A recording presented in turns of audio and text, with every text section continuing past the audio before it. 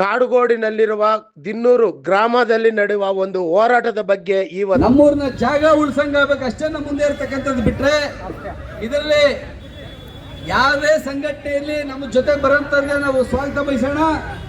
ಯಾವುದೇ ರಾಜಕೀಯ ಪಕ್ಷಕ್ಕೆ ಬಂದು ನಾವು ಸ್ವಾಗತ ಬಯಸೋಣ, ಎಲ್ಲರೂ ಕೂಡ ಸ್ವಾಗತ ಬಯಸೋಣ. ವಿಶ್ವಾಸ ತಗೊಂಡು ನಮ್ಮ ಮುಂದೆ ಇರತಕ್ಕಂಥ ಒಂದೇ ಹೋರಾಟ, ಅಷ್ಟಕ್ಕೆ ನಾವಿರೋಣ.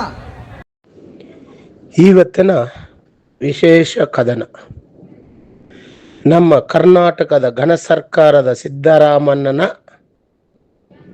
ಮನೆ ಹಾಳು ಮಾಡುವ ಒಂದು ಕೆಲಸಕ್ಕೆ ಇಳಿದಿದ್ದಾರೆ.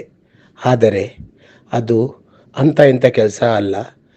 ಕಳೆದ 70 ವರ್ಷಗಳಿಂದ ಕಾಡುಗೋಡಿ ದಿನ್ನೂರದಲ್ಲಿ ವಾಸವಿರುವ ದೀನ ದಲಿತರು ಇಂದು ಹಾಗೆ 70 ವರ್ಷಗಳಿಂದ ವಾಸವಾಗಿರುವ ದಲಿತರ ಮನೆಗಳನ್ನು ಕಿತ್ತುಕೊಳ್ಳುವ ನಮ್ಮ ಸರ್ಕಾರದ ನಮಗೆ ನಮ್ಮ ಉನ್ನತ ನ್ಯಾಯಾಲಯ ಹೈಕೋರ್ಟ್ನಲ್ಲಿ ಹೇಳ್ತಾರೆ 30 ವರ್ಷಗಳಿಂದ ಯಾರು ವಾಸವಾಗಿರ್ತಾರೋ ಅವರಿಗೆ ವಾಸ ಅವ್ರದ್ದೇ ಆಗುತ್ತೆ ಅಂತ.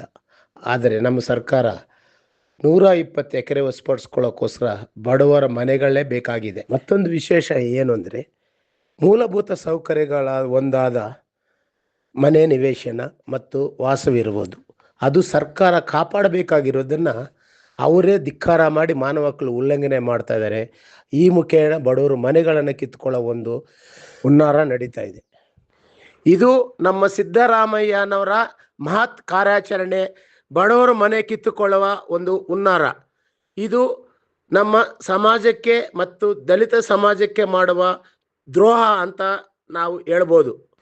ದಿನ್ನೂರಿನಲ್ಲಿ ನಡೀತಾ ಇರುವ ಈ ಕಾರ್ಯಾಚರಣೆ ಬಗ್ಗೆ ಸ್ಥಳೀಯ ಮಹಿಳೆಯರು ನಮ್ಮ ರಾಜ್ಯ ಸರ್ಕಾರಕ್ಕೆ ಇಡೀ ಶಾಪ ಹಾಕೋ ಮುಖೇನ ಸರ್ಕಾರಕ್ಕೆ ಆರತಿ ನೀಡುತ್ತಿದ್ದಾರೆ.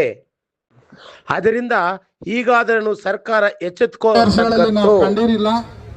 ಇಂಥ ಒಂದು ದುಷ್ಟ ದರಿದ್ರ ಸರ್ಕಾರ ಇವರಿಗೆ ಬಡವರ ರಕ್ಷಣೆಗೋಸ್ಕರ ಬೇಕಾಗಿಲ್ಲ, ಬಡವರಿಗಾಗಿ ಇವರಿಲ್ಲ. ಹಣೆಹಾಳು ಸರ್ಕಾರ, ಪಾಪಿಷ್ಟ ಕರ್ಮ ಸರ್ಕಾರ ಇದು. 70 ವರ್ಷಗಳ ಕಾಲ ಇದ್ದಂತ ಸರ್ಕಾರಗಳು ಯಾವತ್ತೂ ಈ ರೀತಿ